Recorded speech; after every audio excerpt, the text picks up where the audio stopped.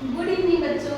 जैसा कि कल हम लोगों ने पढ़ा था वाक्य विचार के बारे में कि वाक्य क्या है, वाक्य के कितने भेद होते हैं और भेदों के भेद के भी बारे में हम लोगों ने अच्छे से पढ़ा था। आज हमारा नया टॉपिक स्टार्ट होता है संज्ञा। आज हम संज्ञा के बारे में पढ़ेंगे कि संज्ञा क्या है, संज्ञा के कितने भेद होते हैं और उदाहरणों के माध्यम से आसानी से इन बातों को समझेंगे कि संज्ञा क्या है। बच्चों देखते हैं संज्ञा। संज्ञा, अब संज्ञा मतलब क्या होता है, हमें पहले तो ये जानना है कि संज्ञा क्या है, यानी संज्ञा का मतलब क्या होता है। तो संज्ञा मतलब होता है नाम। नाम, संज्ञा मतलब होता है नाम। अब हम देखेंगे कि संज्ञा किसे कहते हैं। तो परिभाषा, परिभाषा किसी व्यक्ति,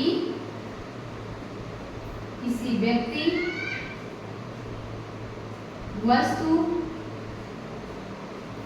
स्थान या भाव के नाम को संज्ञा कहते हैं। बच्चों देखते हैं संज्ञा की परिभाषा कि किसी व्यक्ति, किसी वस्तु, स्थान या भाव के नाम को संज्ञा कहते हैं। अब हमें देखना है संज्ञा के भेद, यानी संज्ञा कितने प्रकार की होती है। संज्ञा के भेद, संज्ञा के भेद, संज्ञा के भेद के बारे में जानेंगे। तो संज्ञा जो है 5 प्रकार की होती है। नंबर 1 हमारी हो गई व्यक्तिवाचक संज्ञा। व्यक्तिवाचक संज्ञा। दूसरा हमारा हो गया जातिवाचक संज्ञा। जातिवाचक संज्ञा। तीसरा हमारा हो गया भाववाचक संज्ञा, वाचक संज्ञा। चौथा हमारा हो गया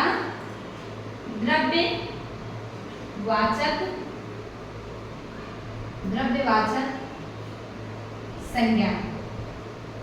उसके बाद 5वां और लास्ट हमारा हो गया समूहवाचक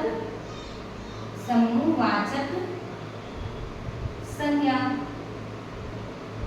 तो बच्चों ये हमारी 5 प्रकार की संज्ञाएं हो गई, जो व्यक्तिवाचक संज्ञा, जातिवाचक संज्ञा, भाववाचक संज्ञा, द्रव्य और समूहवाचक संज्ञाएं हो गई। अब बच्चों इसमें हम डिटेल से जानेंगे कि पहले व्यक्तिवाचक संज्ञा क्या होती है या व्यक्तिवाचक संज्ञा किसे कहते हैं। तो व्यक्तिवाचक संज्ञा के बारे में जानेंगे। व्यक्तिवाचक में जहां विशेष, जहां पर किसी वस्तु, जहां विशेष वस्तु, स्थान या प्राणी या भाव का पता चले उसे व्यक्तिवाचक संज्ञा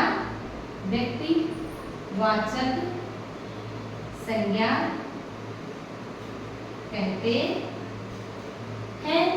बच्चों व्यक्तिवाचक संज्ञा में जहां विशेष वस्तु, स्थान, प्राणी या भाव का पता चले उसे हम व्यक्तिवाचक संज्ञा कहते हैं। अब व्यक्तिवाचक संज्ञा जैसे राम, श्याम, मोहन, यानी जहां पे विशेष वस्तु का, यानी विशेष वस्तु का नाम, जैसे बोर्ड, पेन में बहुत सारी हो जाएगी।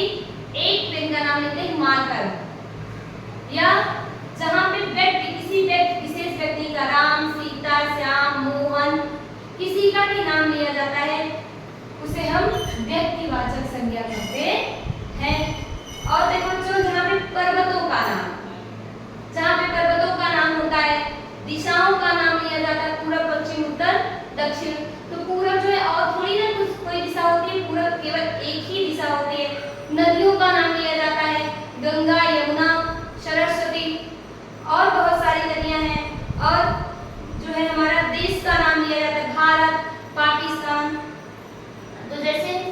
पहले व्यक्ति का नाम हो गया हमारा व्यक्ति, जहां पर व्यक्ति का नाम होगा नाम, पर्वतों का नाम, पर्वतों का नाम रहेगा, नदियों का नाम, नदियों का नाम, दिशाओं का नाम, का नाम। यहाँ पे क्या होगी? व्यक्तिवाचक संज्ञा। ऐसे हम शाब्दिक अर्थ में संज्ञा का मतलब समझते हैं कि जहां पर किसी चीज का नाम देकर के बताया जाएगा उसे हम व्यक्तिवाचक संज्ञा कहेंगे। उसके बाद हमारा आता है दूसरा जातिवाचक संज्ञा। दूसरा हमारा आ गया जातिवाचक संज्ञा। जातिवाचक संज्ञा में बच्चों हम जानेंगे कि दूसरा हमारा जातिवाचक संज्ञा क्या है। तो दूसरा जातिवाचक संज्ञा, जिस संज्ञा शब्द से हमें जिस संज्ञा शब्द से हमें पूरी जाति का बोध हो, पूरी जाति का बोध हो उसे जातिवाचक संज्ञा कहेंगे। वाचक संज्ञा कहते हैं।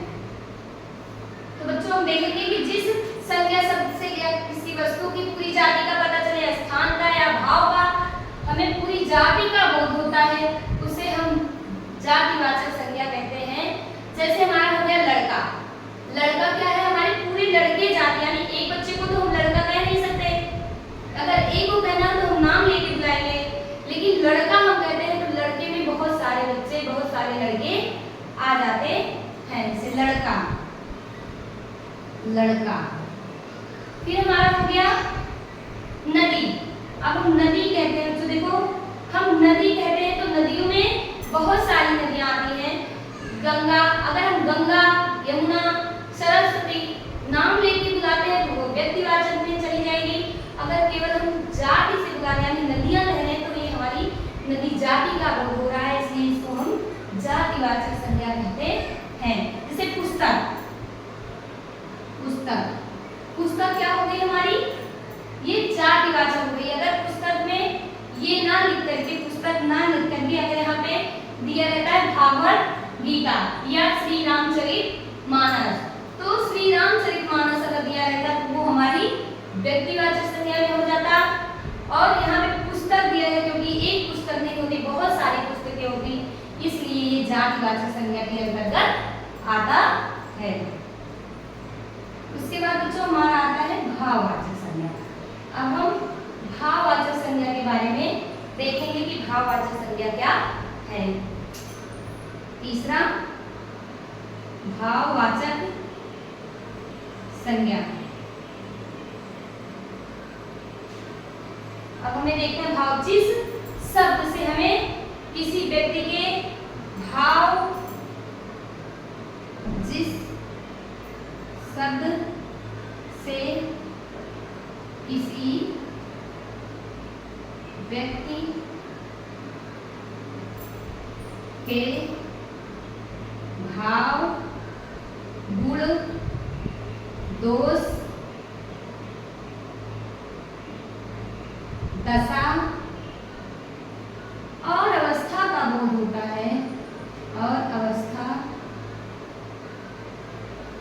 का बोध होता है,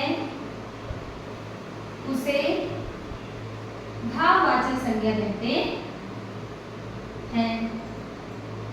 भाववाचक संज्ञा कहते हैं। तो बच्चों हम देखते हैं कि जिस संज्ञा शब्द से किसी व्यक्ति के भाव, गुण, दोष, दशा और अवस्था का ज्ञान होता है हमें, उसे हम भाववाचक संज्ञा कहते हैं।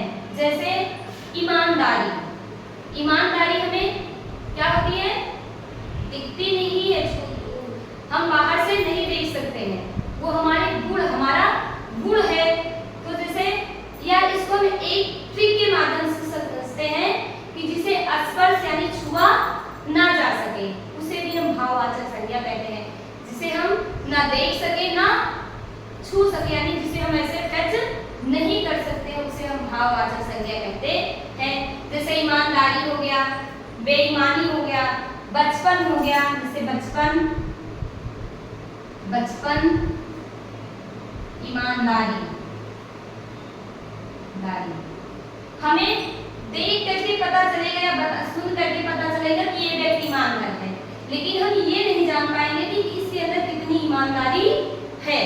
जैसे बचपन, बचपन को हम छू करके नहीं जान सकते हैं, ना हम देख करके बता सकते हैं कि ये क्या है। बुढ़ापा, ये सब हमारी क्या है, भाववाचक संज्ञा के अंदर दशा अवस्था के अंतर्गत हमारी आती है कि जिस शब्द से किसी व्यक्ति के भाव गुण दोष दशा और अवस्था का ज्ञान होता है। मिठास, मिठास को हम ये तो जानते हैं कि मिठाई ये जो है वो मीठी होती है, लेकिन हम जब तक उसको खाएंगे नहीं तब तक हमें इसका एहसास नहीं होगा कि वो कितनी मीठी है।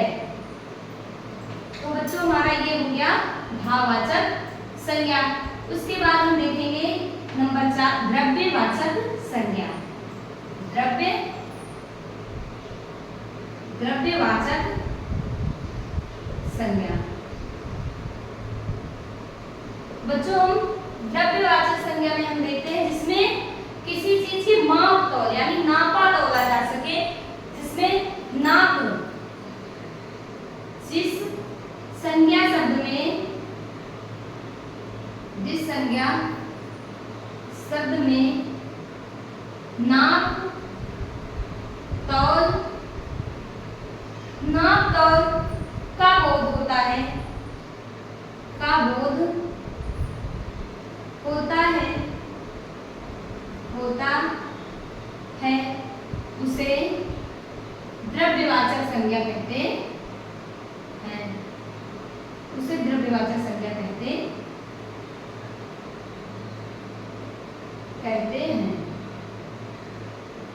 तो बच्चों अब हम देखते हैं कि द्रव्यवाचक संज्ञा क्या है। तो जिस संज्ञा शब्द से नाप तौल का बोध होता है उसे द्रव्यवाचक संज्ञा कहते हैं। तो आइए हम देखते हैं, जैसे हमारा हो गया दूध, दूध किस में तौला जाता है, लीटर में ना। पनीर, सोना, चांदी, दूध, पनीर, सोना, चांदी, पानी, ये सब हमारी क्या होगी, ये सब हमें कैसे मिलती है, नाप तौल करके ना। दूध को हम लीटर में नापते हैं, पनीर को हम किलो में, सोना को किलोग्राम में, चांदी को भी किलोग्राम में, और पानी को भी हम लीटर में नापते हैं। तो जिसको हम नाप तौल करके पाते हैं या नाप तौल की जा सकती है, उसे हम द्रव्यवाचक संज्ञा, जिस संज्ञा शब्द में नाप तौल की जा सकती है उसे हम द्रव्यवाचक संज्ञा कहते हैं। तो बच्चों अब हमारा लास्ट बचता है समूहवाचक संज्ञा कि समूहवाचक संज्ञा क्या है, हम उसके बारे में अच्छे से जानेंगे। नंबर 5 हमारा हो गया समूहवाचक, समूहवाचक संज्ञा। समूहवाचक संज्ञा में हम देखें जिस संज्ञा शब्द से किसी वस्तुओं के समूह, जिस संज्ञा शब्द से